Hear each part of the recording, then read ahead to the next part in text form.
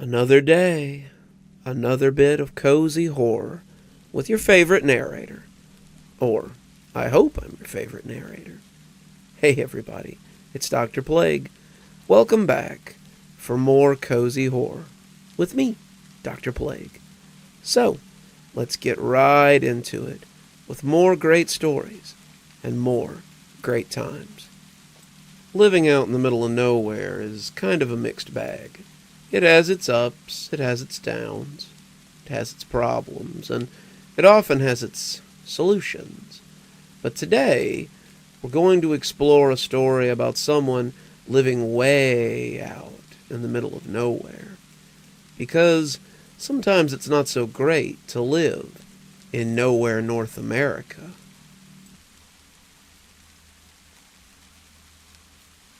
I want to feel something again. The trees are bare. I watch them from the windows. Their limbs dance in the wind. Limbs too thin, like the arms of dying men, like the elbows of the sick. Too many limbs dancing their sickly dance, painting me with their moving patterns. I've become a canvas, it seems. I cough into my arm. It's that time of the year again.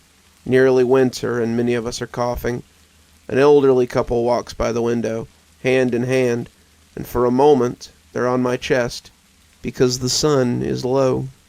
Their shadows bleed onto me, and for a moment they're walking hand in hand across the street as well as on my chest.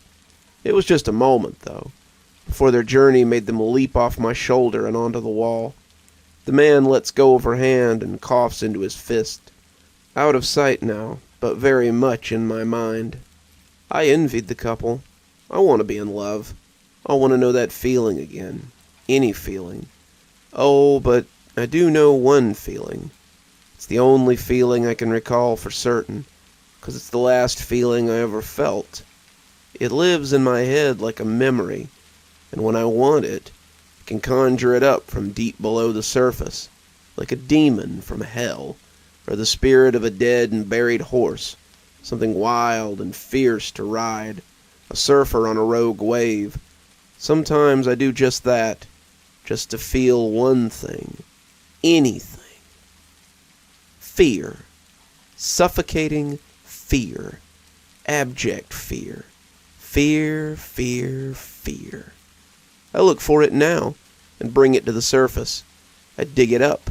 My heart matches the speed of its gallop. I stagger and stumble and fall backwards to the floor as I hug my knees and shake. I make a sound, an unconscious sound, a trembling monotone note, the hum of the damned. I'm transported back through time, and suddenly I'm on the dirt road in nowhere North America. My ride is now a cloud of dust on the horizon. Goodbye, joy. Goodbye, other life. Goodbye to so many things, all of them existing in that cloud of dust like an unreachable galaxy. It's dusk, the sun just a red streak below a purple sky. Ahead of me is a house, a quiet, comfy home.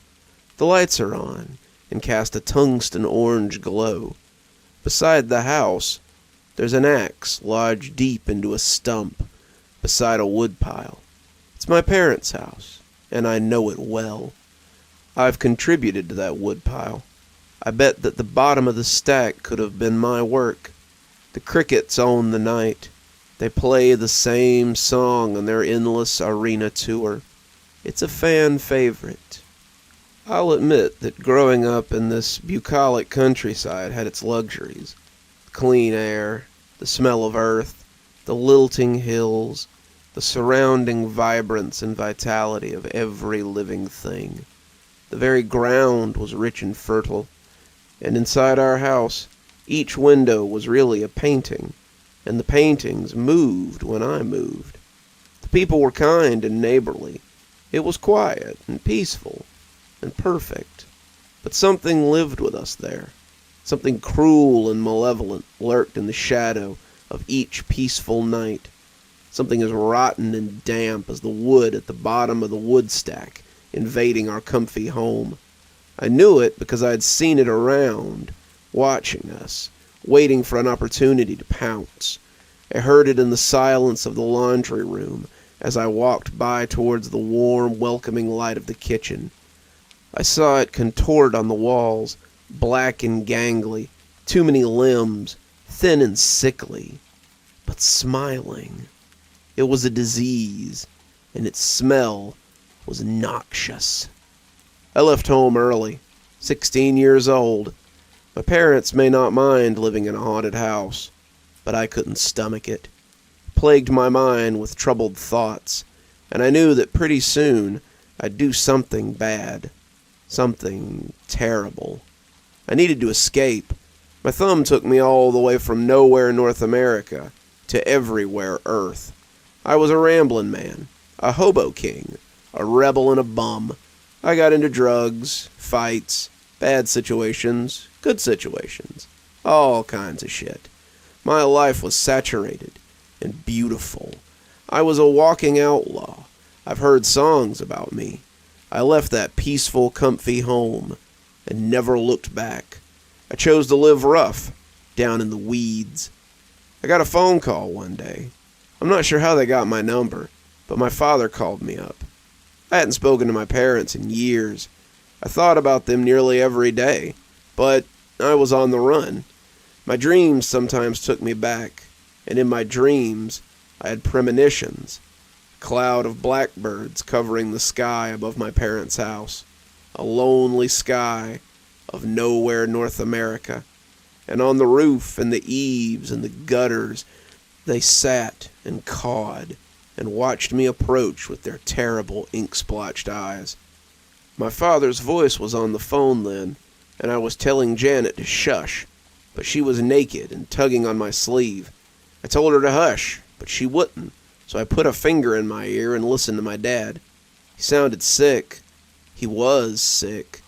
He begged me to come home. A mixture of feelings, a tie-dyed blend of emotions. I had to go. I owed them that much, didn't I? So I went, all the way from everywhere Earth, back to nowhere North America. It took weeks, and a hand job or two to get there, but I finally made it. I had arrived. I thanked the driver, Tommy was his name, and tapped the hood of his car. He drove off, and I'm here again. Tommy was a dust cloud on the horizon, the sky a deep purple above a streak of red, and there were lights on in the house. But I had lied. There was no axe lodged deep in the stump by the woodpile. That was a wishful thought. Goodbye, axe. Goodbye, woodpile. I walked up the steps, feeling a little uneasy. There were no omens here, no dark birds on the roof. This was not a reoccurrence of my dream, but still, there was something foul in the air. A smell like dead, rotten wood, damp and infested with mites. My father was dying, brain cancer, a baseball-sized tumor, he'd said. One would think you'd be able to see it, pulsating through the skull. I'd spoken with my mother since his summoning call, and she had said that it affected his behavior. It put pressure on the part of his mind where feelings reside.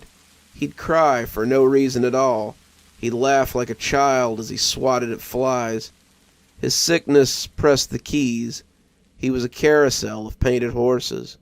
The horses went by these names: anger, suffering, pleasure, malcontent, melancholy, indignation, repulsion, curiosity, shame, and fear. What I would do to ride those horses now, but only one was available to me. Before knocking, I glanced to the side, towards the lawn and the woodpile and the lone stump. It wasn't fair for them to bring me back here. It wasn't fair that my father was dying. It wasn't fair that I'd have to expose myself to the contortionist that lived in our house, a disease that dampened all my moods but one, a poltergeist with incredible powers, the power to fill my head with troubled thoughts. I thought of Janet and felt nothing, because I was only a guest in this memory.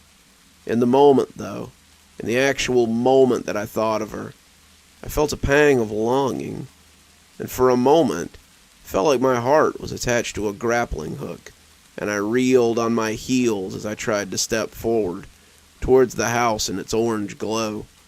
I was instead pulled 10 steps backwards, towards the dust on the horizon, away from the empty stump, towards her and our love ballad. I jumped off the horse. I unhinged my knees and let the note drop. I sat on the floor in a shaft of light. The wall behind me was a canvas, and in it my father danced. His frail, sickly limbs waved back and forth. His knobby elbows bent and twisted. In his bony hands he held an axe. It came up and down. Rain like blood began to tap on my windows, and it painted the scene with gore. I wished I could feel something. There's something here that suppresses it all, though. The blunt end of an axe, or a cruel entity in the dark corners of the house. Something powerful, with the ability to cover me up with a smile. Something with the ability to put me in a box and leave me there to scream and suffocate. There's a scar above my right eye. It's where my fear resides. My painted horse. It beckons me, and I climb aboard.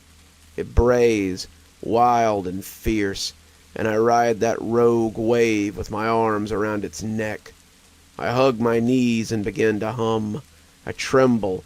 The crickets hear an almighty orchestra. I climb the steps and stand on the rickety porch. It needs a new paint job. Maybe red. Or purple. Like the sky. I knock on the door back home, the door to coziness and comfort. But also, not just that. Something evil lives here too. I wait. Goodbye laughter. Goodbye sweet bliss. Goodbye Mom. Goodbye Dad. No one answers. I let myself in. It's not uncommon in the country to leave the doors unlocked, so this doesn't evoke any immediate concern. But I know better, because I'm only visiting. I've been here before, and I know better. My grip tightens around the neck of the beast I ride, my sweaty hands clutching madly at its silky hair, my face buried in a black mane. I let myself in. I can never get out. It's a box in which I suffocate. The wall is a canvas of abstract art. It's smeared red and purple in complex patterns. The paint's still wet.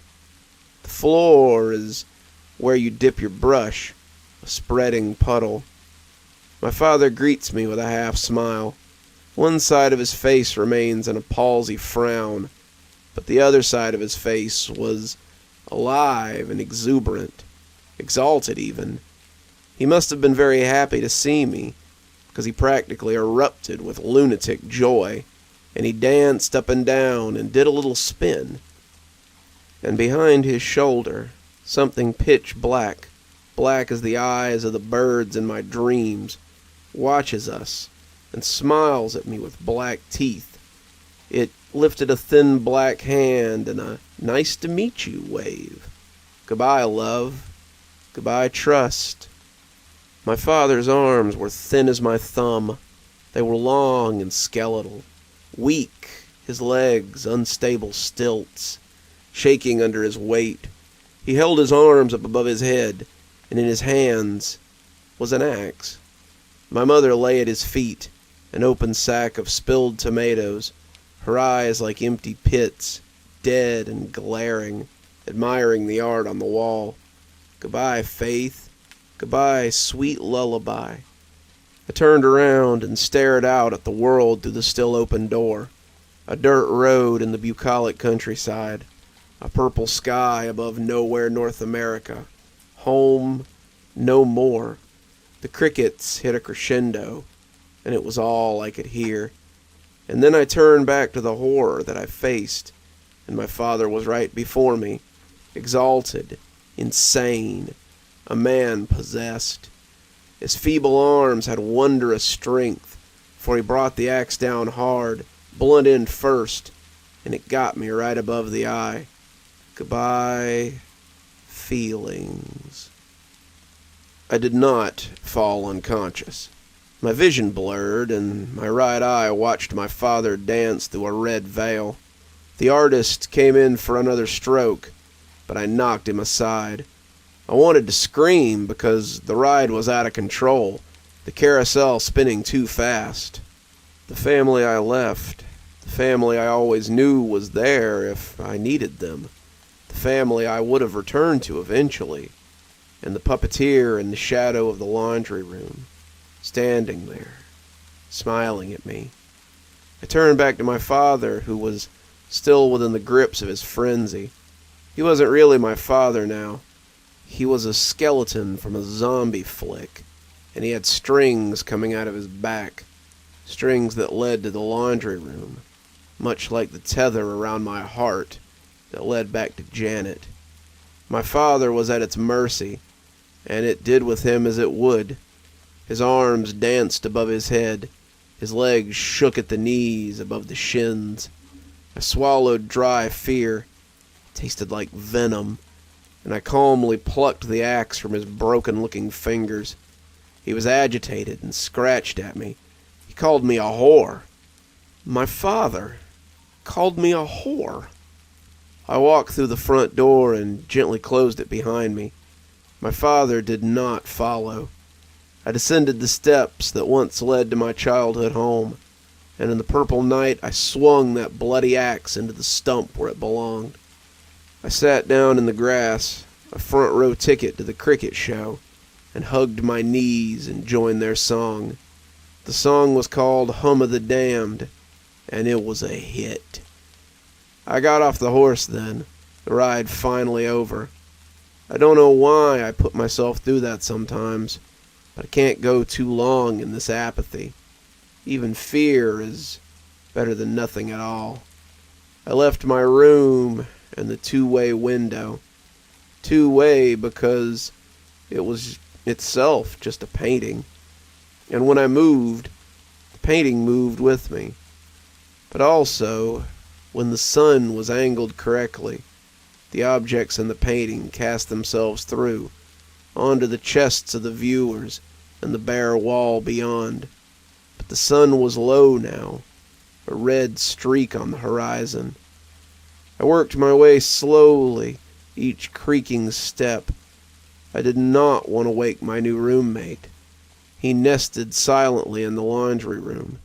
Carefully, on tiptoes, I stepped to the door and gently pried it open. I was hit by the nippy breeze of November, a sobering cool that drank the sweat from my brow. My fear now a distant memory, I stood on the rickety porch and stared out at the purple sky in which rain somehow fell from a single black cloud above the house. Over on the lawn there was a stump, and protruding from it like an oblong tumor was the hilt of an axe. They meant nothing to me. I'd said my farewells. The crickets sang their song, and I was unmoved. I thought of Janet, and felt nothing at all. I could leave. I knew that. I could walk down the steps and wander forever down the roads to that unreachable galaxy, to mingle as one with all the dust out there on the horizon. I could. But I had strings coming out of my back, and when my master awoke, he would make me dance.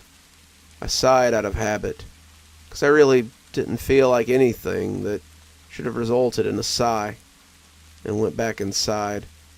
I tiptoed up the creaky steps and coughed into my arm. I heard something shuffle in the dark of the hallway. I didn't care. I went to my room and shut the door. The sun's down. My wall is bare. I'm bare. Maybe tomorrow there will be more trees like limbs dancing on the wall, or couples coughing. Maybe tomorrow I'll envy the dog who sticks his curious muzzle in the rat-infested drain pipe. Maybe tomorrow I'll go for another ride. But for now, I think I'll sleep. And in my dreams, I'll ride that carousel. I'll take a ride on each horse, Oh, how sweet it will be, my dreams, to feel something, anything, besides that dry venom, besides the taste of that black mane, besides the swell of that rogue wave. How sweet it will be to sit on that cloud of dark birds and call it home. I swear, one of these days I'm going to wear a divot in this couch from sitting here and telling so many great stories. I'm just somebody's half-senile grandpa waiting to happen. In more ways than one, I suppose. We've all had some odd jobs. Maybe we've even served time in the military. If you have, I thank you for your service. But it's always weird when we go on what will probably be our last mission in special operations. I need you to start at the beginning, Marcus. The way he spoke shook me to my core. Everything about him, from his slick-pressed gray suit to his black-top fedora. I could tell he had no background in special operations. I could also tell he was somebody you didn't want to upset, so I did as I was told. The mission towered before us like a shadow in the night, a recon of what we believed to be a terrorist organization's base, nestled deep inside the dense woods of the Appalachian Mountains. We were briefed thoroughly, equipped meticulously, and trained extensively. But, as we approached the seemingly abandoned compound, an unsettling feeling lingered in the air, like a premonition of impending doom. I led a reconnaissance unit, my voice steady as I issued orders over the radio. Stay sharp, everyone. Eyes peeled for any signs of activity. We do not know what we're walking into. The crackling of radio static filled the tense silence as my team spread out, cautiously advancing through the overgrown foliage surrounding the perimeter. Private Ryan Hayes, the youngest member of the team, kept glancing nervously at the dense forest that seemed to swallow the feeble light of the moon. Sir, I've got movement to the east, Corporal Lisa Alvarez reported, her voice barely above a whisper. Possible hostile activity, I nodded grimly. Stay hidden and observe. We need to gather as much intel as we can before making our move. As the minutes stretched into hours, the tension mounted with each passing second. The forest seemed to be holding its breath as if in anticipation of the inevitable. Then, a sudden noise shattered the stillness, a low twig snap that sent Ryan into a cold sweat. Did anybody else hear that? Private Hayes asked, his voice trembling. Negative, I replied, my grip tightening on the rifle. Stay focused. We're not alone out here. I paused briefly while recounting the stark beginning to the mission Blackhawk, but it was enough to get the man's attention. The look he gave me alone struck fear into my soul. Continue, he said in a deep, raspy voice. I still remember the taste of damp air. It reminded me of the calm before the storm. Then it happened. Gunfire echoed through the night as unseen assailants ambushed us from all sides. We were prepared for this and shot each body down one by one until only lifeless bodies on the ground remained. Amidst the chaos, Private Hayes found himself separated from the group, his heart pounding in his chest as he darted into the darkness of Appalachia. Sir, I'm being chased by 3 to 4 hooded attackers requesting immediate backup, Hayes shouted into his radio, his voice laced with panic. We're on our way, Hayes. Hold tight, I responded, my voice strained with urgency. As gunfire ceased, I noticed Hayes' labored breathing through the radio. His next words caught us off guard. I'm navigating through a maze of dilapidated buildings. It seems I've lost them. A sense of foreboding washed over all of us. The air's getting thick, and there's a stench unlike anything I've ever smelled. I see strange symbols covering the walls, Captain. I'm scared, Hayes said, his quivering voice barely audible over the crackling of the radio. As we continued to follow Hayes' tracker, we had also started to catch a slight scent of decay. He had caught it earlier, but this was to be expected, I thought. A few minutes later, and nothing from Hayes, we had decided to enter the maze of collapsed and crumbling buildings. A flare burned dimly near a building, so we decided to leave the other 2 men to stand watch outside while we went inside. "Take a look at this," I said, pointing to the runic symbols that covered every surface. We surveyed the area with caution, only for the other 2 with us to start arguing. "There's more of those Magic the Gathering looking symbols," Apollo said. "Nah, definitely belongs to Dungeons and Dragons," Nexus argued. At this point, I was just wanting to get back home, but we had a job to do, and by the time I looked back after my train of thought, I found them wrestling each other on the ground over by the runes that we had come to look at. "Would you 2 fuckwits get off each other and shut up? We have to find Hayes and finish the mission," I half yelled, as not to give our position away, but enough for them to hear me clearly. "Who are you talking to?" Lisa asked. "The 2 idiots attracting unwanted attention," I snapped. "Marcus, they're out front, where you wanted them." My blood ran cold as I suddenly came back to it. I ordered Nexus and Apollo to stand watch outside the building complex while we went inside to look for Hayes. The radio suddenly crackled to life. "I found a back entrance to the building since it's starting to rain out here. I can barely hear you over the static." Hayes' voice chirped through the radio. "Permission to enter, sir?" Hayes asked, his voice trembling. "Granted. Enter cautiously and keep your eyes peeled. This is now a retrieval and extraction," I replied, my voice a lifeline in the dark. "I'm walking up to the building's back entrance now when I see something. Wait, it looks like hooded figures up ahead." His voice cut out mid-sentence as he presumably entered the building. "Shit," I said aloud and started jogging in the direction of the back entrance, hoping to get to a possibly hurt Hayes along with Lisa following me in pursuit. "Stay calm, Ryan. We're coming to get you," I replied, my voice strained with determination. As our reconnaissance team Delta rapidly approached the flare's back exit, we noticed a slight electricity in the air as our hair stood on end.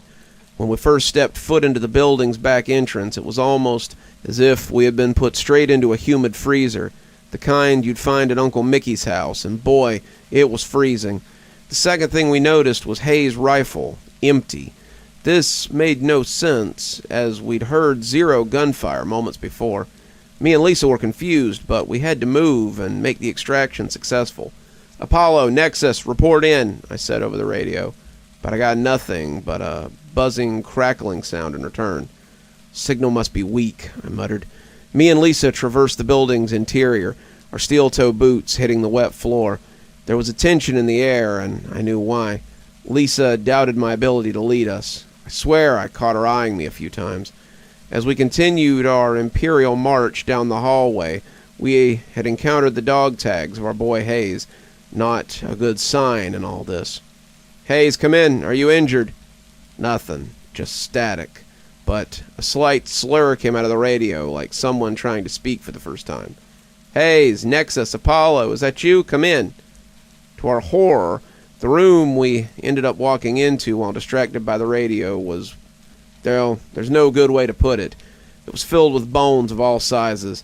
Some ranged from carrot size, while some ranged from the size of an oversized frying pan. "Holy crap," Lisa muttered under her breath. "This wasn't on any of the intel we had." She was right. Nothing could have prepared us for this. The radio crackled to life. "Turn around!" We immediately swung around towards the door, and I'm not sure how, nor do I really care, but there was Apollo. I looked at Lisa, and she shot me a look of approval. She saw him, too. "Told you to stay outside," I said.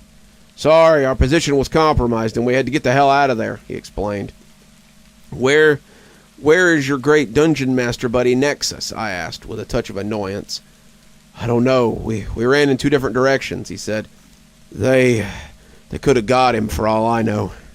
That was when I noticed it. It was slight, and any average person would have missed it.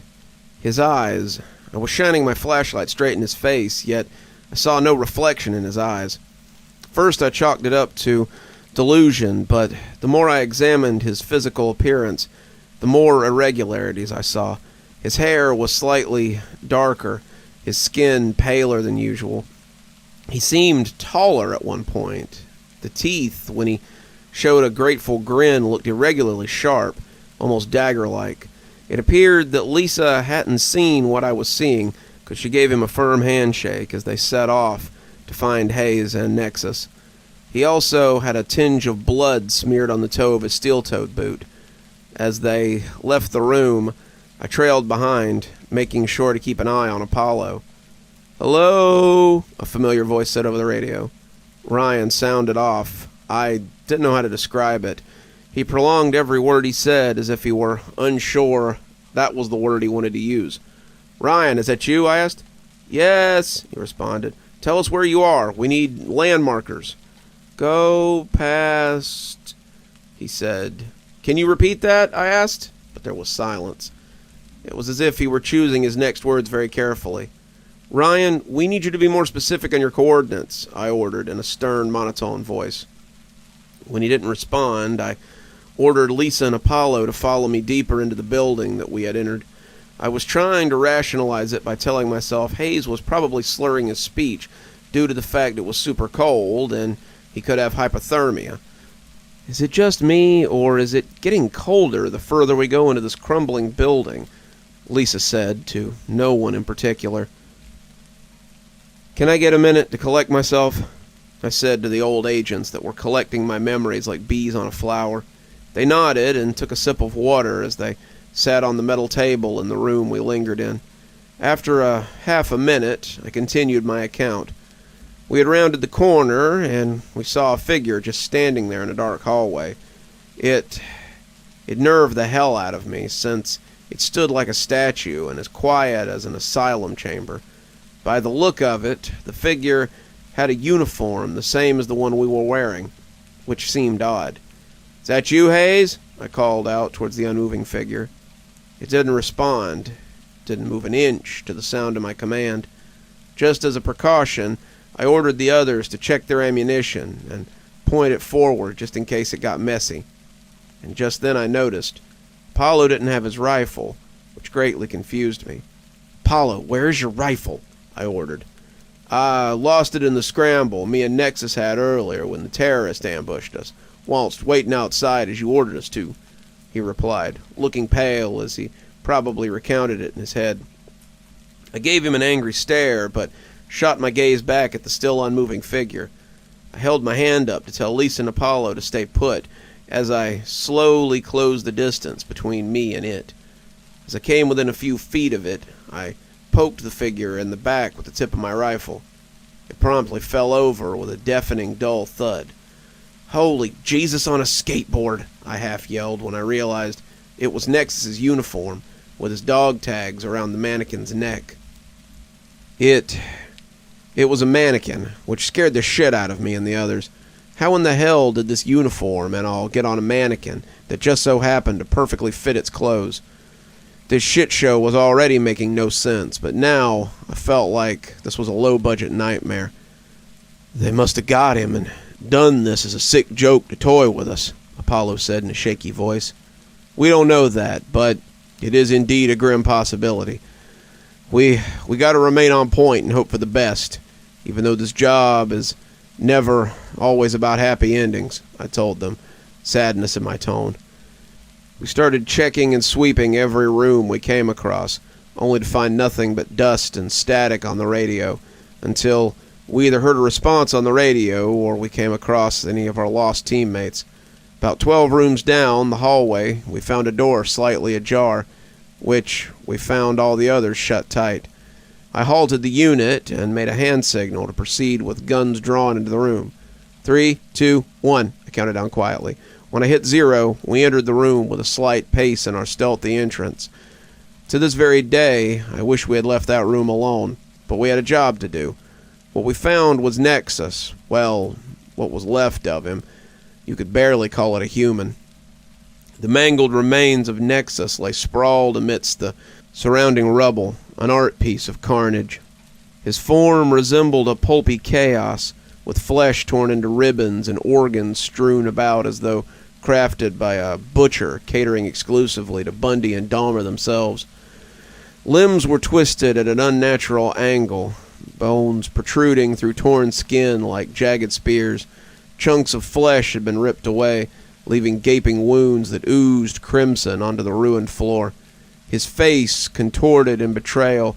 He was barely recognizable beneath the mass of ripped tendons and muscles.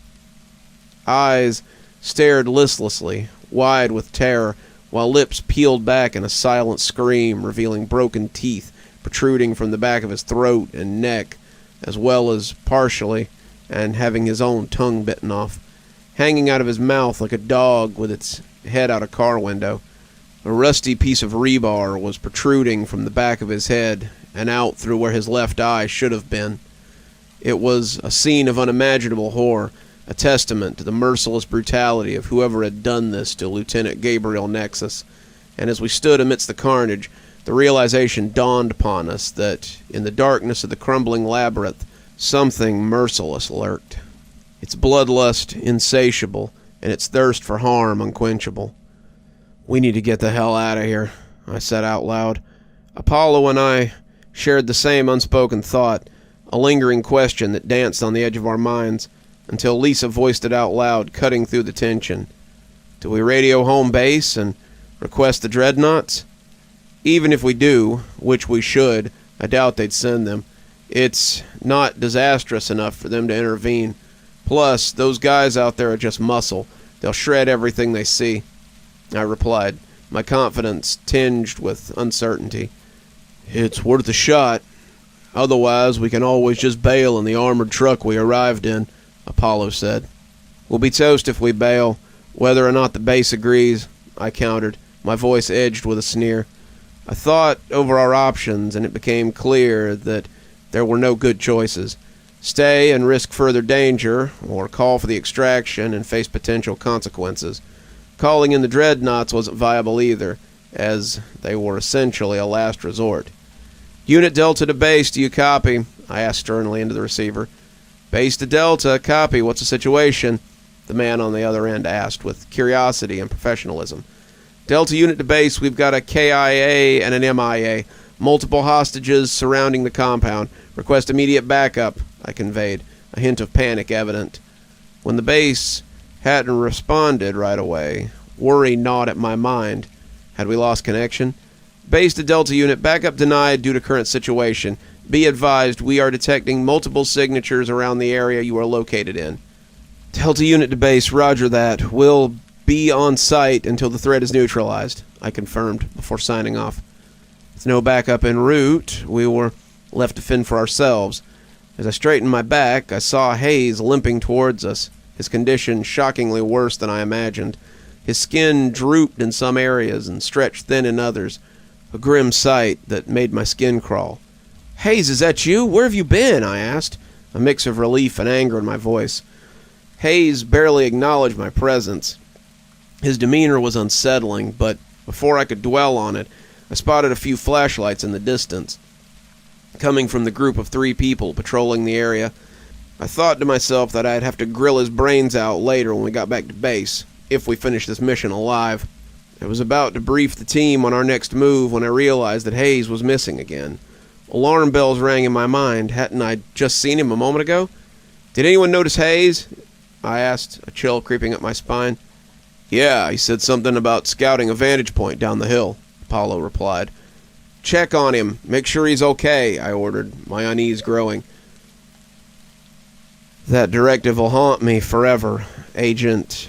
"Wait, you never told me your first name," I said, addressing the agent from the FBI, ATF, or whatever damn organization he was from.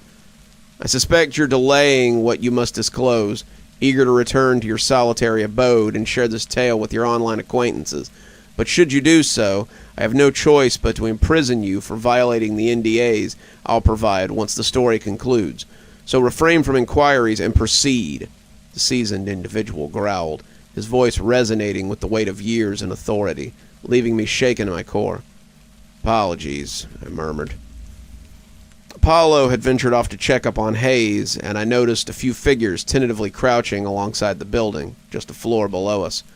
Those terrorists were going to try to get the jump on our unit if we stepped a foot outside the building we were located in. "Guys have spotted 4 armed figures crouched on the east wall just a floor down from the window," I said into the radio. I saw Apollo barrel through the open doorway and nearly crash through a closed door before he could stop himself. He looked white as a ghost and out of breath, like he'd just run a full marathon. "Hey, watch what you're doing, Apollo," barked Lisa, as she had a near miss with Apollo colliding into her. "Captain, I found Hayes," he said, shakily, though his tone was barely audible. "Is he all right?" His body's gone." "What are you talking about, Apollo? He's right over there," I demanded.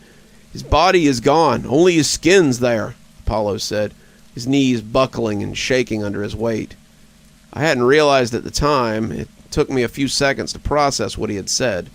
When I figured out what he meant, I bolted towards the hallway and found the room where Hayes went to find a good vantage point.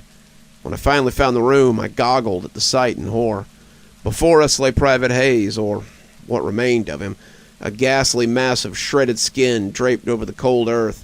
His skin, once a canvas of life, now hung in tattered shreds, a macabre tapestry stretched over a devoid room.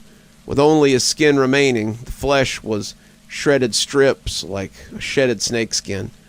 Before the shredded remains, there was nothing but emptiness, a void where muscle and sinew once pulled with vitality. Now emptied by, well, nothing. Blood, thick and viscous, seeped from the shredded remains, mingling with the barely scented room in a sickening display. His face, a face of surprise and pain, bore the brunt of humanity's fury.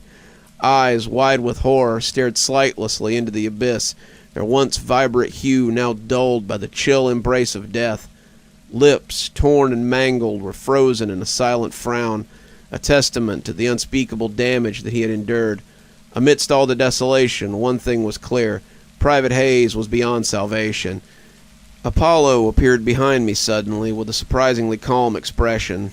What I hadn't noticed before was that the hunting knife situated on his waistband was missing when I saw it a few minutes later. "Apollo, where's your knife?" I asked with concern.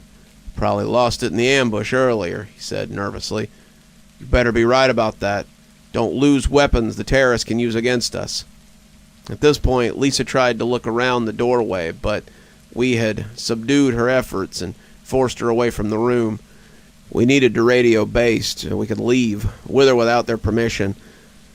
I didn't care if I got my head booted in by my boss or not. When I came back into the room, though, I noticed tossed furniture and bloodstains leading towards the closet door. "Apollo, watch my back," I told him. I crept to the closet door, and the smell got stronger with each step. It was heavy with copper and the slight hint of decay. I stood at the door, and in one swift motion I swung open the creaky old thing, and I found the rest of Hayes inside. That's when I noticed it, a detail that turned my blood from ice to boiling hot rage. The knife protruding from his sternum, a knife with Apollo's bloodied initials on the handle. Next thing I knew, my temper exploded like Krakatoa, erupting after 1,000 years of rage. "You son of a bitch!" I screamed at him, not caring who could hear me. Before he could rifle his gun at me, I pulled my service pistol out of my holster and fired a shot that ripped through his shoulder. He managed to pull a shot off at me too, but the bullet only grazed my thigh. His agonizing yells and moans of pain echoed throughout the building, Lisa bursting into the room where I shot him, with the remains of Hayes' skin and innards still strewn around. "Marcus, put your gun down. What are you doing?" she demanded. "He killed Hayes. I saw what was left of him in that closet. Apollo's knife still in him." I thought I might be losing my mind, but the thought was pushed aside when Lisa confirmed what I saw only a few minutes ago. She looked down at the now profusely bleeding Apollo and gave him a look I could only describe as pure hate. Before I could tell her to handcuff him and not cause any more damage, she grabbed her sidearm and put one right between his eyes. "Jesus Christ, Alvarez, what did you do that for?" She didn't answer. "Let's get out of here. I just need to radio base on our next move," I said aloud. "Unit Delta to base, come in." But there was nothing but static. I guess the concrete building was blocking the radio signal, so we'd have to leave on our own accord. I peeked out the window and didn't see any hostiles around or approaching our current location. Perhaps they'd left the compound in fear of more officers being called down to take the rest of them. Let's just get out of here and back to base. I just can't stand seeing any more death tonight, Lisa told me, with desperation in her voice. We trudged down the stairs and peeked out the front entrance to find the corpses of the terrorists we had shot down. We proceeded with rifles drawn, along with swiftness that was questionable, considering that stealth would have been a good-sized priority right now. When we were about 100 yards away from the armored truck, Lisa tripped on a root that stuck out of the ground. She stumbled and fell at an awkward angle, cracking her head on one of the large rocks that dotted the area. "Shit, Lisa, are you all right?" She didn't respond, and I assumed she was either unconscious or dead from her untimely fall. Ultimately, I had to carry her 100 or so yards to the truck. When I put her in the back, I hopped into the driver's seat and noticed the keys were still in the ignition. My dumbass had left them there, and I was lucky that nobody had decided to steal our escape route. I turned the ignition, and the vehicle rumbled with steady intensity, ready to take us far, far away. "So that's my story, my adults-only fairy tale you wanted out of me, Agent." I spoke to him in an overall tired tone. "And how is Lisa holding up these days?" "She's brain dead, since the blow to her head gave her major brain damage. She'll never remember this mission, and she'll need to live in an assisted living home until the end of her days." In the end, the agent made me sign a bunch of NDAs and sent me on my way. That's my story, and I'd place some bets that the agents will be pretty pissed when they figure out that I recorded our entire conversation on my old 90s tape recorder. I'll leave you with some advice, though. Humanity will always be the apex predator to what it can conjure up against you. At least you can hide under the covers from the monsters under your bed, but when you're faced with someone with true horrific intent, all you can do is watch the fight unfold. I was just thinking about maybe popping in a movie later. Maybe sitting all snugly warm on my couch and watching something I've watched 1,000 times. And it put me in mind of our next story. I lived in that magical age of VHS tapes and blockbusters and going on Friday to rent your tape for the weekend. But I imagine it's a little different when you actually work in a place like that. You probably get your fair share of weirdos, your fair share of strange things put back into the Dropbox. So, let's have a look at what it was like to work in a video store in the 90s. I'd worked there for 2 years and loved it. There were all kinds of deals and discounts for employees, and we had a big popcorn machine like you see in the movie theaters, free for anyone who wanted a bag. We had a large repeat customer base of regulars that always looked for recommendations, which we were thrilled to give. 2 of us would close up at the end of the night, with one typically being a guy. Yet somehow on that Sunday, it ended up being 2 girls. I was pretty tired from a bad night of sleep, and not feeling real great, so I was just trying to get to the end of the shift. My coworker Michelle's boyfriend came by about an hour before closing, and went through the aisles repeatedly, trying to kill time. Finally, I told her she could take off, and I'd close up by myself. It was a Sunday, so we'd be closing at 8, which was half an hour away, and the store had been quiet all day, so I wasn't expecting a big rush. A few minutes after they left, I decided to start cleaning up, which meant going around and collecting the garbage bags from all the bins around the store. The store itself was huge, with dozens of 5-foot-high rows of VHS tapes, and a large load-bearing pillar decorated with prop characters. There were TVs playing new releases of all kinds. As I walked out from behind the desk to start with the garbage bins, I heard the familiar ding sound come from the front door. It seemed we had a late customer. I went back behind the desk and put another VHS in the automatic tape rewinder. Those things were great.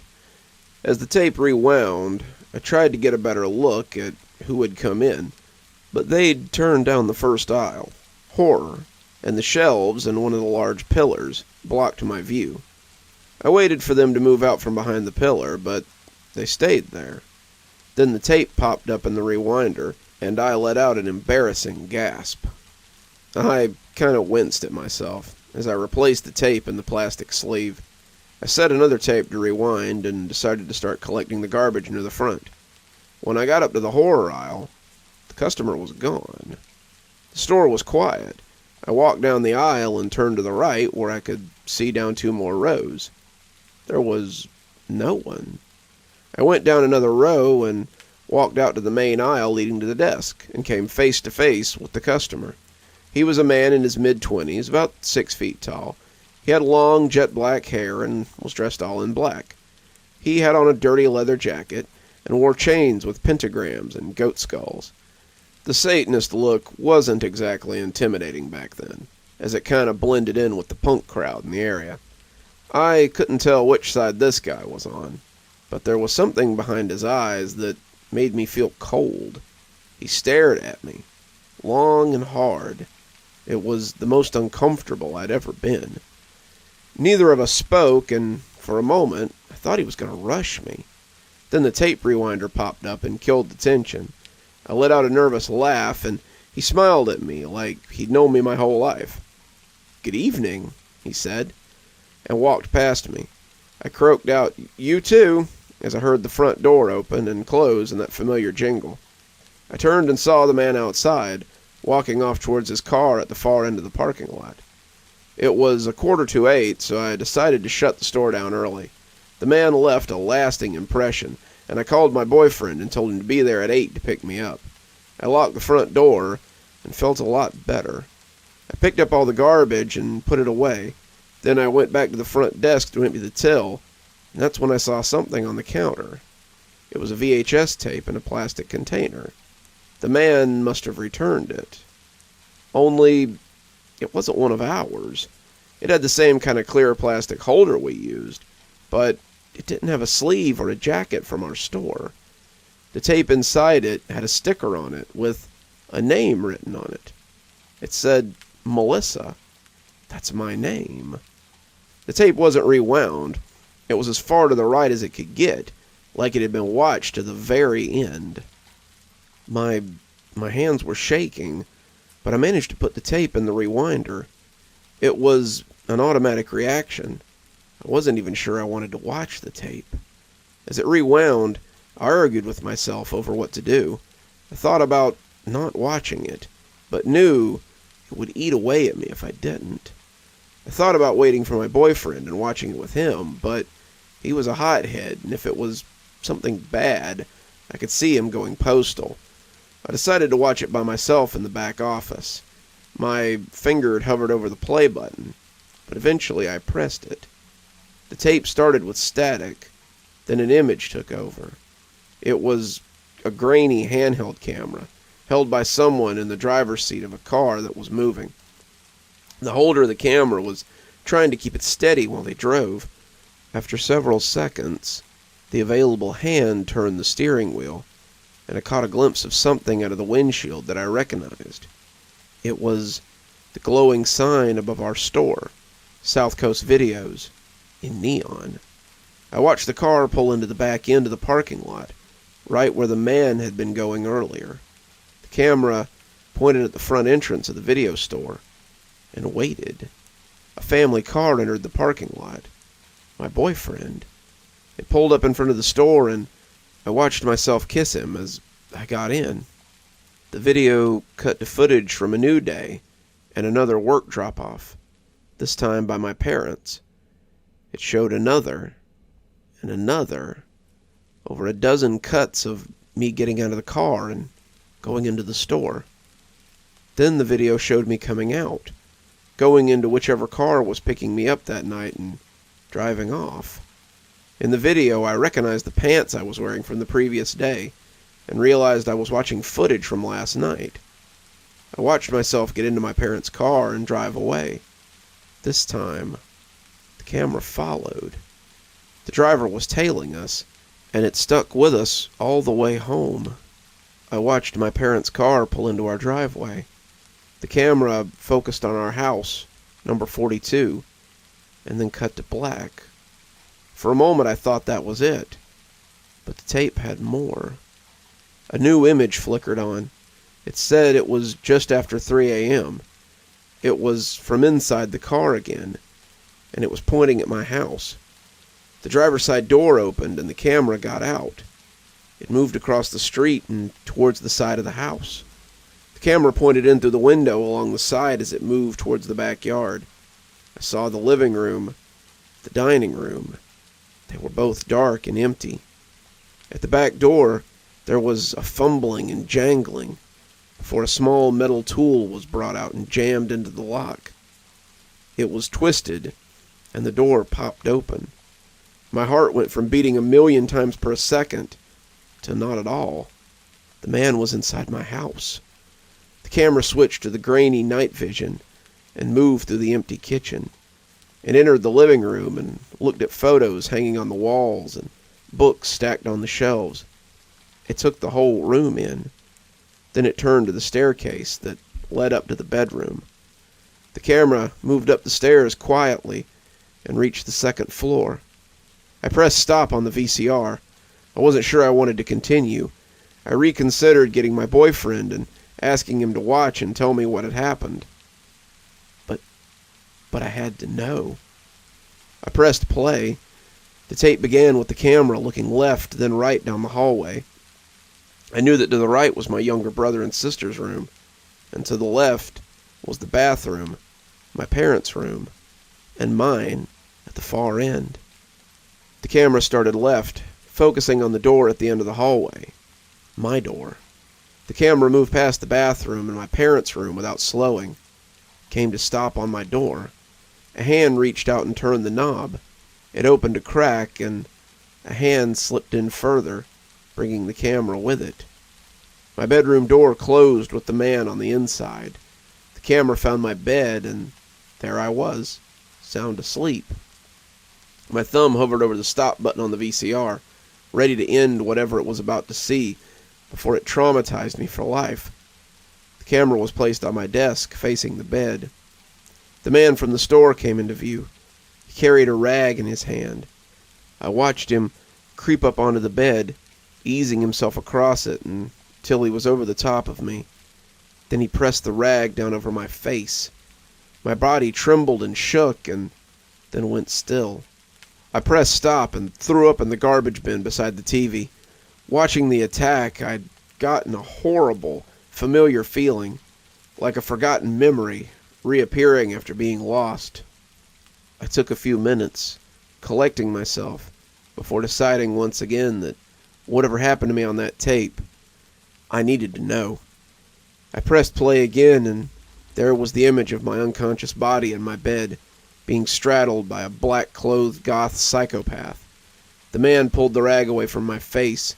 He pulled my shirt up over my head, then reached around to the back of his pants. He pulled out a knife with a ceremonial handle and dragged it down the center of my chest without drawing a drop of blood. Then he put the blade to the palm of his left hand and cut. He winced at the pain, but then resheathed the knife and dabbed his right finger and the blood of his palm. The man used the blood to draw all over my stomach and chest. He made strange markings on my skin, taking his time while he did so. Then he finished and lit a candle. He held it with his right hand and put his bloody left hand on my stomach. I could hear him on the tape, speaking quietly, but couldn't make out what he was saying. It sounded like hushed chanting or praying. As he went on, my back began to arch upward and lift off the bed. My mouth opened, and I held one long, continuous gasp for what felt like minutes. Then the man stopped, and so did my gasp. I fell limply back to the bed, and the candle blew out. After a moment, the man got up and cleaned the blood off my stomach, using a towel he'd brought. He grabbed the camera from the desk and crept out of my room. Everything went hazy after that. I'd sweated through all my clothes, my whole body trembling, but I still watched the camera sneak back out my house into his car. The video pulled something back in my memories, a strange, frightening disturbance in the night. Only brief flashes and lengths and dismissed as a bad dream. But I had a horrible migraine when I woke up. It all made sense. I showed the video to my boyfriend and he freaked out. We called the police and gave them every bit of evidence there was. But the man was never found. That was years ago, and the only reason I'm thinking about it now is because I'm pregnant. There are strange markings appearing on my growing belly that look a lot like the ones the man drew in his own blood. Sometimes it seems like the day just slips away from me while I sit here and share all these great stories with you. Sometimes it feels like my whole life slips by, and what a wonderful way to spend a life than sitting here with you, sharing great stories and great times. We've all heard of Disney, haven't we? Unless you've been living in a rock in the middle of the woods, I should think you have. We've all heard about the parks, even if we haven't been to them. And you've probably stumbled across the weird things that happen there. Strange incidents in the underground tunnels, ghosts on the property. Strange things that happen not just at night, but under the light of day, too. So, let's explore one of Disney's dark secrets. Shall we? Teddy and I had been working at Disney for years. The two of us had seen hundreds, if not thousands, of young cast members come and go, heading off to college or to better jobs and brighter futures. Meanwhile, the two of us stuck around and became a running joke to some of the younger employees. Since we were never promoted to management, that is.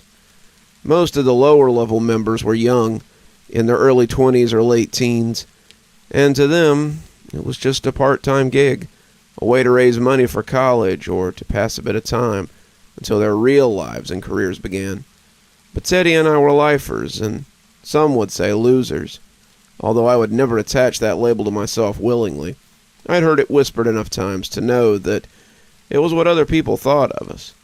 We'd both been there for nearly 2 decades, and had worked on pretty much every single attraction, but had never been deemed responsible enough to be promoted to supervisor status. Over all that time, I found a lot of secrets about the place, some things that are known to the public, but also some revelations that aren't talked about anywhere. Did you know that cast members who work as mascots have to wear communal underwear? Yeah, that's right. They all share the same underoos, and they get washed in between uses. At least, in theory. Who knows what pervert came up with that idea? Or how about the fact the skeleton on the Pirates of the Caribbean ride was originally constructed out of real bones? Despite the park's insistence that all the bones were removed, a few still remain. Management lost track of which were real and which were fake, and they just left the real ones in there along with the imposters. But when you're up close, it's easy to tell them apart. The real ones are a little more yellow, and they're heavier than the plaster ones. There are plenty of morbid secrets like that. People scatter the ashes of their deceased loved ones in the park so frequently, we actually have a not-so-subtle code name for it. A white powder alert. The Haunted Mansion and the Pirates of the Caribbean are the most common places, but it's done all over. And who knows how often people get away with it without even being noticed. Code 101 means a ride is temporarily shut down, while Code V, or a protein spill, means that someone has vomited on a ride and it needs to be cleaned up. Those spills are often the cause of ride shutdowns, rather than mechanical issues. Oh, and if you hear yourself or someone else being referred to as a treasured guest, it doesn't mean you're a VIP. It's actually our code word for saying you're being an asshole. There are stories of ghosts, some told by people who never believed in such things before witnessing them in the park. The specter of Walt Disney himself has been seen a couple of times, outside Sleeping Beauty's castle, just on the other side of the drawbridge. Or sometimes he's seen at night, just outside his old apartment on Main Street, where occasionally you might smell a whiff of cigarette smoke, despite the fact that such things are banned inside the park. Walt and his family once lived there, so they could spy on visitors and listen to their opinion on the park. They would eavesdrop on their conversations from the second-floor apartment, just above the street level. George, a dead electrician, supposedly haunts the Pirates of the Caribbean ride, and every morning, cast members must call out, "Good morning, George," at the start of the day. Otherwise, the ride will mysteriously have issues all day long. Unexpected shutdowns and other strange things often occur if George isn't given his proper morning greeting. And have you heard about the animatronics and It's a Small World running all night long? Yep, those rumors are true too. In fact, quite a few of the lifelike robots stay in motion 24/7, even throughout the lockdown and park shutdowns a couple of years back. If you ask the management about it, they'll tell you it's because the attractions are cheaper to maintain that way. They break down less frequently if they're in constant motion. That's the excuse we get anyway. But I've come to realize there might be far more terrifying reasons for this. Something so disturbing and twisted that I wouldn't have thought it was possible if I hadn't witnessed it for myself. Teddy and I were on our lunch break when we found the storage room. We were looking for somewhere a little more private since Teddy had brought a bit of homemade greenery and his favorite piece of glassware that day. The park has miles and miles of tunnels crisscrossing beneath it, and Teddy and I had explored most of the labyrinth over our years of service. Like everything else in the park, there was a stupid nickname for these underground tunnels. They had been dubbed utilidors by some management types in the distant past. Most of the cast members just called them the tunnels, and they were so vast we often used golf carts to get from one end of them to the other. There were odd dead ends at some of the tunnels that seemed to intentionally lead to nowhere. We were currently in one such useless utilidor when we noticed an odd-looking door which appeared to be at least half a century old, if not more. It had a rusted placard hanging over its surface which read, "Obsolete Animatronic Storage." "Hey, didn't there used to be a vending machine there?" Teddy asked. "Who cares? Let's see if it opens. We've only got 20 minutes left," I said, looking at the time on my cell phone. The doorknob turned in my hand, and the two of us went inside. I looked for a light switch on the wall to my right, but I didn't find one. It was pitch black and impossible to see anything. Using the flashlight on my phone, I cast a beam of light around the room, trying to see what kind of space we were in. There were people-shaped forms all around us, draped in tarps and tablecloths. The room was as long as a football field, but it was narrow, only about 15 feet across. "Creepy," Teddy said, taking the words right out of my mouth. Well, I guess it did say this was animatronic storage. This must be really old. He wandered away from the door, and it clicked shut behind him. Something about that made me nervous, but I had ignored the feeling. The door had been unlocked, and that meant we'd be able to get out again. Still, I reached for the knob to check it. My hand was about to touch the polished brass when Teddy called out, making me jump. "Whoa! Check this out!" he said, sounding excited. I left the door, turning around to see what he was looking at. He had his cell phone light on as well, and was lifting up one of the tarps to look at what was underneath. "Man, this thing's freaky looking." He pulled the tarp away, and I saw what he meant. The thing hidden beneath was very creepy. It had the goateed face of a young man, but the ears and nubby horns of a goat, looking far too real. Its lower half looked like it also belonged to a goat.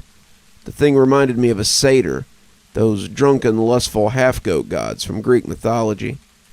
I tried to figure out why it was making me feel so uneasy, and realized it was the eyes. They were too lifelike, far more real than the animatronics out in the park, and the look of the skin, the way it reflected the light and anything about it, it looked like it was a real creature. More likely, a man had been sewn to the body of a goat in a very thorough way, making the seams blend together perfectly. Teddy was already moving on to the next one, looking under another tarp. He left me alone with this one, and I looked back down at it as I let go of the cover and let it fall across its face again. Flinching backwards, I nearly screamed, as I could have sworn the eyes of the thing were looking at me, just as I dropped the tarp over its face. My heart was beating fast, and I tried to tell myself it was just a trick of the light, or that the eyes had been looking up that way the whole time, and I just hadn't noticed. "We need to go," I heard myself say, but Teddy wasn't listening. "Holy crap! This one's even more jacked up! Dude, you gotta check this out!"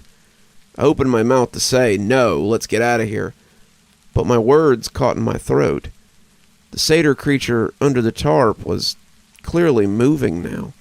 Its head was still draped in the plastic sheet, but I could see it turning to look at me, as if its gaze could penetrate through the tarp. "Dude, come check this out!" Teddy was yelling, pulling the next sheet off and dropping it to the floor. I saw what he was referring to, my eyes drawn to it despite the terror of the draped creature just in front of me. This one was tall, standing nearly 10 feet. It had one large eye instead of two. Man, whoever made these things was tripping on acid or something. Look at this thing. It looks like they jacked an eye from an elephant and stuffed it in some dude's forehead. I think they were trying to make a cyclops.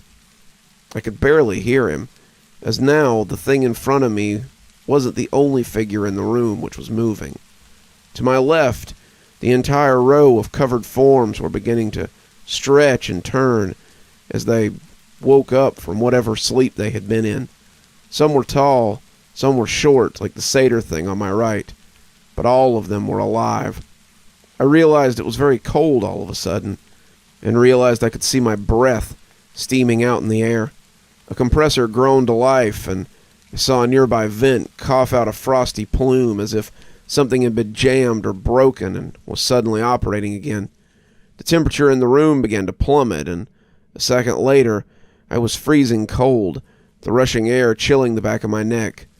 Finally, I was shocked out of my stupor and managed to get a word out. "Teddy!" I croaked, but too late. The giant cyclops hand shot out and grabbed my friend by the throat.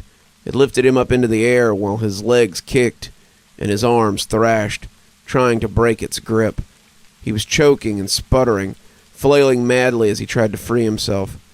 The cyclops firmly held him by the throat, and I heard the sound of cartilage and bones being crushed. His spine popped, and his head bent back at an impossible angle, his skull lolling backwards like a broken Pez dispenser. And then the giant dropped him to the concrete floor of the room, and his phone clattered and turned over, casting half the room in darkness again. I backed away, feeling like I was moving in slow motion, but unable to go any quicker. Reaching back for the doorknob, it felt like the tunnel had grown by 100 feet. It was further away than it could possibly have ever been. I kept backing up, taking slow, quiet steps. The figures were moving towards me, all of them closing the gap and slowly walking in my direction. Their forms were covered, draped in bed sheets and tarps and tablecloths, as if this place had been thrown together in a hurry, hastily constructed to house these possessed animatronics or whatever these creatures were. Cold air was filling the room, making it even more difficult to move. My skin felt like it was being stabbed with pins and needles, the freezing wind going right through my summer clothes. There was a sound of tearing flesh and blood being spilled. I looked to see several of the monsters were tearing the skin from Teddy's face, peeling it from his bones with some difficulty, like trying to open an underripe orange. The worst part was, it looked like he was still alive. He was opening and closing his mouth like a fish out of water, his eyes wide open as if he'd be screaming if he were capable of it. I tried to tear my eyes away from it, but I couldn't. I found myself staring at him as they took the flesh off his face. I backed up hard into something and realized it was the door. In the darkness, I felt for the doorknob behind me, but I couldn't find it. The creatures were still moving towards me, all of their faces covered by sheets except for the massive cyclops that had killed my friend. Its one huge eye was fixed on me, and as it moved in lockstep with the other creatures, they all seemed to share one hive mind. As they approached, a few stepped on each other's coverings, tearing them away and revealing their hideous faces. I saw a woman's upper body sewn onto the legs of a deer, and a man with the hindquarters of a bull, their faces full of mute anger. My hand groped for the doorknob desperately, and after several long moments, it settled on the smooth brass. It was so cold, almost frozen. I spun around, expecting the doorknob to turn easily, but this time it was stuck. I couldn't tell if it was locked or frozen solid, but either way it wouldn't budge. Feeling like there would be icy hands around my throat at any second, I was too terrified to turn around. I heard the sound of shuffling feet moving closer, the icy wind blowing through my clothes and raising goosebumps on my skin. I began pounding against the door with my fists, banging on it as hard as I could as I screamed for help, pleading for someone to save me. "Help! Help! Open the door!" I yelled at the top of my lungs. The corridor we had entered was a dead end, rarely used by anyone. Of course, this door would be locked from the inside, I thought to myself. Who would offer an escape to these animatronic demons? If they had ever been imbued with any form of failsafe, it was long ago out of commission and useless. These creatures had no mercy and no respect for human life. They wanted blood and flesh and meat to create more of themselves, to raise an army of undead robotic soldiers. Manic thoughts were racing through my head as I tried to think of another way out. There had to be something, some other way out. I turned around, hoping for some other exit to present itself, but instead I just saw hundreds of shrouded forms stepping closer and closer until they were just a few feet away.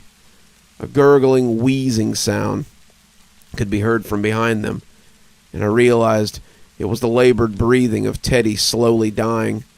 If I didn't get out of here, I'd be next. With one desperate move, I kicked out towards the head of the nearest shrouded figure. It was the satyr. My foot connected with his face, and as it did, the entire crowd fell back a step, as if hurting one of them would hurt all of them. I lashed out with another blow, punching it in the gut, and the crowd took another wounded step backward. I used the newfound space to my advantage and took a short running start towards the door. Kicking it hard with my boot, I connected squarely with the spot behind the doorknob. It rattled in the frame, but it didn't budge. Taking a quick look back over my shoulder, I saw the crowd of animatronic creatures were coming at me again with renewed anger. They looked furious at me for assaulting one of them, and apparently I had injured it. The satyr was slumped forward, its joints making creaky noises as it made its way towards me, its movements jerky and disorganized. I kicked the door again, harder this time, using every ounce of force I could muster. I heard something splinter and break, but it still wouldn't budge. Icy hands grabbed my throat from behind, and I threw an elbow backward to try to break free. It connected with whatever had grabbed me, and it didn't let go. Instead, its grip tightened, choking and squeezing my throat until I couldn't breathe. I let out another strangled cry for help, but no sound came out this time. The grip on my windpipe was making it impossible to call out. My feet were going numb from the cold, which seemed to have intensified even more somehow. I hadn't thought it was possible to feel any colder, but I realized that whoever was controlling the temperature of this place was doing this on purpose. These things didn't like the cold, and it put them in a state of hibernation. For some reason, this place had been almost room temperature when we entered, bringing these creatures back to life. With one more desperate effort, I lifted my leg and kicked as hard as I could, my heel connecting with the door just beside the latch. Something shattered and broke loudly, and the door swung open on its hinges. The momentum brought me forward, and I found myself tumbling back into the corridor. Whatever had grabbed hold of me came with me, the icy hand still around my neck. As I landed, the thing's fingers broke off like icicles, shattering on impact.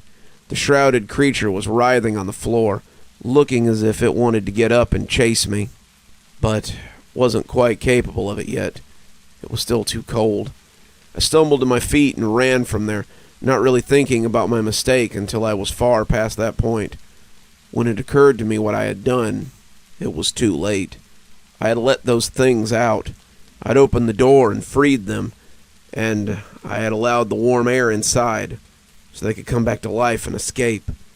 I was too terrified to stay in the park. I went home immediately without saying a word to anyone, then called my boss and told him I was sick with a stomach flu. I apologized, saying I'd been throwing up in the bathroom and didn't want to cause a code V while on stage. He told me that was okay, since he knew I was a dedicated employee, trusted cast member who had been with the park for years.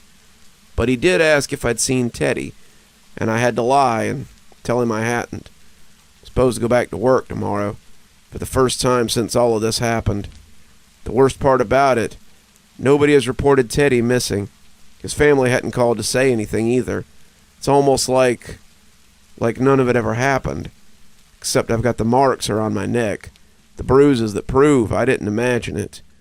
I just got a strange message from Teddy on his cell phone. He says, "See you at work tomorrow, buddy," accompanied by a mouse emoji. Me and some of the cast members have a big surprise for you. Storm's really going out there today. I think, though, we've got time for one more story before I go have myself a nap. I always suggest a good nap in the middle of the day.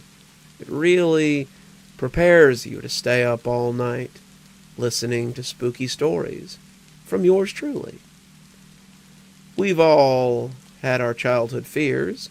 Fear of the dark, fear of animals or spiders, maybe a fear of what lurks in the basement. So today's story is going to take us to a place and make us face those fears as we descend into a dark place. "Are you really that afraid of the basement?" my boyfriend asked, almost casually, putting on his button-up shirt. I glared back at him. "You're seriously going to bring this up now? I'm getting ready for brunch," I said grumpily, pulling on my bra. He shrugged apologetically. "Look, I'm sorry, okay? I just want to know why. Especially if it's such a big issue. We can talk about it whenever you want, but I'd really like to talk about it eventually." His tone was calm, filled with sincere concern. I sighed. I felt my annoyance slip. I'd been avoiding the subject for so long. I really didn't want to bring it up, but Timothy had been so great. We'd been living together for over a year now, and he'd been very patient with me and my phobia of dark places. I don't just mean I'm afraid of the dark. I mean I go into full-on panic attack mode and start tearing up the walls with my bare hands and fingernails and teeth if I even get closed into a dark place. It makes going out at night or doing anything normal, like going to the cinema or the planetarium or a bar or a club, very difficult. I have a nightlight in every room in my apartment, and so plenty of backups, plus the flashlights, the candles, the lighter, pound of fresh batteries of all sizes. Of course, my smartphone can also function as a flashlight. I could go on, but suffice to say, I'm surrounded by as much light as possible. This was also why we were meeting Tim's parents for brunch in broad daylight, and not for dinner. Never dinner. I didn't leave the house once it got too close to sunset. I mostly drive wherever I need to go. Taking public transport is too risky, and I don't travel very much or very far. I also can't go into a bathroom that has no natural light and nothing but motion sensor-based lights. If they go out for just a few seconds, my heart races, my blood boils from fear, and my lungs burn with panic. I scream and run, crying usually until I'm back in the light. I'm very lucky to have Tim around. Unlike my previous boyfriends, he never made snide remarks about my phobia, even when it disrupts his schedule. His effortless patience was a stark contrast to my previous relationships. I'd never seen him so much as raise his voice. I slowly sat on the edge of the bed. "Okay, I'll tell you why. Right now, actually, if you'd like. I'd rather just spit it out. We have a few minutes, and it's not a very long story anyway. Timothy quickly pulled on his sock and came to sit next to me. I looked at him and then looked back down at the bed. I've never told this to anybody, but the reason I'm so afraid of the dark, of being alone, is because of what happened to me in the basement when I was 10 years old. I paused, and Tim took my hand. His fingers were rough and warm. I'd never had issues with the dark or the basement or anything like that before. One day my mom asked me to go down and fetch the laundry from the dryer. So I've been down in the basement of this house 1 billion times, and I think nothing of it at all. The door creaks loudly, just like normal, as I open it. I lazily walk down the steps and was busy messing around with my new Walkman when I suddenly heard the door slam shut behind me. I yelled and was plunged into darkness, so pure I thought I'd gone blind. I groped in the dark for the light switch. I heard it click as the light bulb buzzed to life noisily. As I spoke, I could feel my heart begin to accelerate. I could picture that basement now, that bare light bulb. My hand shook. Tim noticed this and began to caress my hands comfortingly. I continued. The basement wasn't that big or fancy. Nothing but bare concrete. We used it to store some old furniture and photo albums. Of course, we kept our laundry down there, too. I was a bit spooked by the door slamming, so I decided to get the chore over with fast. However, as my bare foot left the last step and touched the cold concrete floor, the light bulb glowed. It glowed so brightly that it burst. I screamed from fright, and I was just plunged into darkness again. It was so quiet that the distant sound of my parents or brother now extinguished. All I could hear was my own breathing. I paused again to catch my breath. It's been a long time since I told this story. All the memories that came with it filled me with terror. I moved in the direction of the laundry. I waved my hands in front of my face, but I couldn't see anything. I knew that there was a flashlight in the drawer of the desk next to the dryer. I took a few tentative steps, expecting any minute that I would feel bright pain as it exploded through my hip as I bumped into the desk. I never did, so I started taking bigger steps. The hairs on the back of my neck stood up. I realized that something was horribly wrong. I should have been on the other side of the room by now. A few steps after that, I should have been on the other side of the wall. Before I knew it, I was running. No, I was sprinting. I was hoping to be lucky enough to slam hard into the wall. It would prove my nightmare was a fake, but the wall never came. I ran through cold darkness. Then I heard a voice. Soft whisper. It was the voice of a man. There's nothing abnormal about his voice at all, but it gave me goosebumps. He warned me. He warned me never to return to the dark. He warned me to never tell anyone. My lips trembled, but I continued, my voice shaky. By then, I was beyond fear and incredulity. How could this be possible? Where was I? I yelped and shielded my eyes because it was suddenly blindingly bright, and I felt really cramped, like the room had just shrunk. Then strong hands were grabbing me and lifting me. I found myself being pulled from the wall. Tim's eyebrows shot up into his hairline at this point, but he remained quiet. We still have no idea how, but some men had heard a noise, and once they'd seen me, they rescued me immediately. They found me in a well that was hundreds of miles from my house, from that damn basement. I paused again, rubbing my temples with the tips of my fingers. I had to go to therapy, and no one could ever explain anything. Like I said before, I never mentioned what really happened to anyone. I didn't know whether I was more afraid of people thinking I was crazy, or if I was really more afraid of that That voice. All I said was that I blacked out on my way downstairs. The therapist said I may have gone into a fugue state or something, which basically means that they don't have a goddamn clue what the hell happened to me. I continued to go to therapy for years and years, but it never helped. I felt I could never tell anyone the truth. Anyway, it all ended up in the papers, and my family and I had to move to a whole new town. After that, it was just kind of swept under the rug. People stopped asking questions. My parents never bring it up. They pretend it didn't happen. I like to do that too. So now that I've told you, I don't want to hear another word about it. If you tease me or prank me, so help me God, I'll dump your ass. I was trying to make a joke to help break the tension, but I could feel myself shaking more and more as I recounted the story. It had been some time since I'd thought about that traumatizing day. I felt tears from the corners of my eyes, but quickly blinked them away. Tim sat silently, his expression one of sympathy and concern. Wow, I had no idea. That sounds really horrifying. I completely understand your fear now. I'm feeling a bit less fond of the dark myself. He kissed me lightly on the forehead and rubbed my arm. I looked at him in disbelief. You don't think I'm crazy? You believe me? He smiled warmly. Of course I do.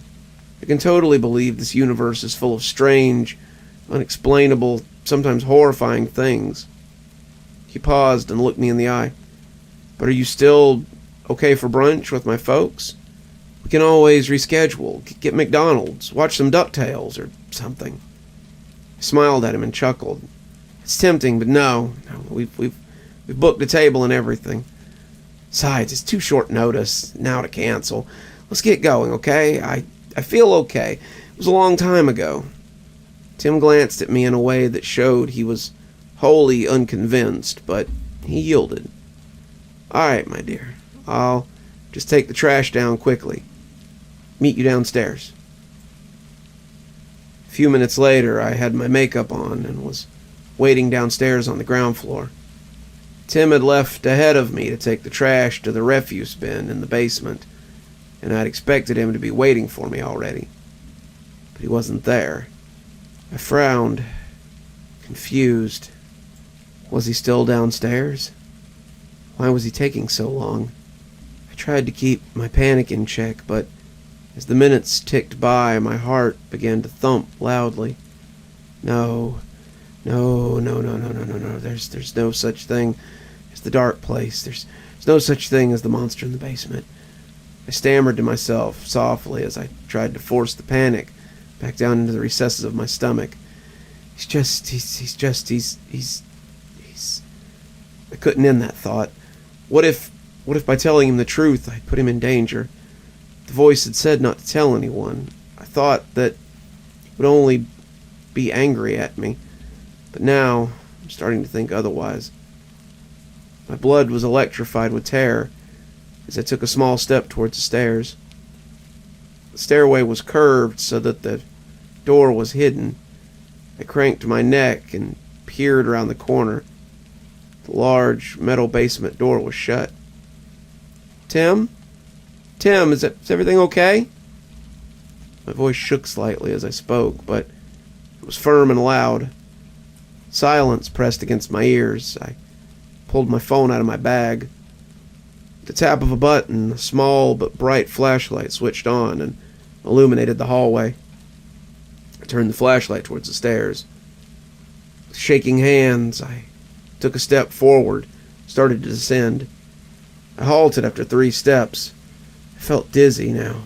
Tim, this isn't funny. I'm really freaking... Then I heard him. Kara, I tripped and hit my head. I heard him groan in pain. I think I twisted my ankle. I really need some help. My fear instantly dissipated. Tim was hurt badly. His voice sounded really worried. If he'd been unconscious this whole time, he'd need serious medical attention. Shit, why had I waited so long to go check on him? Of course, there was no such thing as monsters. I hurried down the basement stairs and grabbed the door handle as I pulled it open. Complete, utter darkness pressed up against my eyes. I felt an unnatural coldness in the air. The basement door swung back and slammed into me so hard I felt myself fly through the air. I hit the ground hard and yelled with pain and surprise. The impact knocked my phone out of my hand, and I heard it smash off as the light went out. "What the hell?" I stammered, my head swimming with confusion. Timothy, I whispered into the pure darkness. I was sitting on the hard, damp floor, which was the only other thing I could sense, besides the horrendous cold, my soft sobs, and the musty smell. Then a gloomy light bloomed to life. My jaw dropped open in horror. It couldn't be possible. There, many yards in front of me, too far to be possible, a single bare light bulb was hanging. Its light was cold and small. It looked almost exactly like the light in my old basement. As I looked down, I yelled and began to wail loudly. Lying in the pool of light beneath the bulb was the mutilated, bloodied corpse of my dear sweet Timothy, the man who I had loved more than anything, the man I'd wanted to marry, the man who always made me feel safe, the man who knew exactly how I liked my coffee and pancakes. His gray eyes were empty as he stared at me. Gone was the perennial warmth and love. His body was covered in deep scratches, and blood soaked his clothes. Oh my God, he was dead. He was dead. Guilt, terror, pain, all kinds of things washed over me. Tears poured down my face, and I yelled incomprehensibly, pleading for someone to help. Without warning, another identical light bulb appeared before the first. My whimpering paused. Then again, and again, my eyes widened with terror. Soon hundreds of lights were blooming into existence, like frigid miniature stars. The line of lights made a beeline towards me, with the final bulb flickering to life above my head. I heard the sizzle and hum of its electromagnetic field. I was frozen with terror. I had no idea what to do. My eyes burned with tears, and I squinted. Suddenly there was a loud pop. A bulb had exploded, and I shouted with fright. I gazed down the line of lights and gasped. At first all I saw were the shards of broken glass and the remnants of the broken bulb above. It had been the bulb right at the far end. My gaze shifted. A humanoid silhouette stood beneath the broken bulb. My heart stopped dead. No. I moaned softly, my brain unable to process the terror. Then the next bulb in the line burst, and the man instantaneously stood beneath it, one light closer to me. I screamed with fear and found myself clambering to my feet. I had to get out of here. As I struggled to stand in my panic, I heard another loud pop as the next bulb blew. Then the next one exploded. Suddenly all the bulbs were exploding, one after the other, louder and louder. I saw the silhouette get closer and closer, as swift as a shadow. "No, you stay the hell away from me," I screamed, as bile forced its way into my mouth. My heart screamed from panic. As I turned, I heard a soft, raspy voice say, "We warned you." Tears flooding down my face, I groped wildly for the basement door. I could feel someone standing right behind me. I yelled in delighted surprise as my hands grasped the door handle. I heaved the door open and ran screaming up the stairs. As I got out of the building, I continued to run and scream as I welcomed the feel of warm, sticky summer air on my skin. I'd never been so happy to see the calm blue sky and the vicious midday sun. I ended up being taken to a hospital by a bunch of cops who'd seen me yelling and crying as I ran down the street. My face, my clothes were covered in dirt.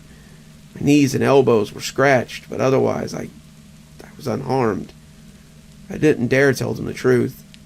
Instead, I said I'd had a panic attack, triggered by going down into the basement to find Timothy. The police searched the whole building, but the only thing they found in the basement that proved Timothy had been there at all was the trash bag he'd taken down. This time, the police have no leads. I miss Tim so much. I feel a numbness where he should be. Keep expecting him to just be around the next corner. Parents refuse to answer my calls. On the other hand, my parents won't stop calling. Suffice to say, I can't even think about the dark without bursting into tears. Even if there's no hope for psychological recovery, I don't think it matters. I still feel like someone's standing behind me constantly. The feeling is especially strong when my back faces a lightless room. I'm never alone now. They're always watching me, waiting for me to return to the dark. I've kept all the lights on constantly. I've not left my apartment in days. No matter how long I wait, though, I can feel them. I'm not even surprised. After all, I had not heeded the darkness's warnings. I get the feeling those who trespass are never forgotten, and certainly never forgiven. I'm afraid that's our time for today. I do hope you've enjoyed all this cozy horror and ambience and just sitting around, enjoying fun times with good friends. I do hope you'll come back again for more cozy horror. Until then, this is Dr. Plague, wishing you a wonderful day and a spooky evening.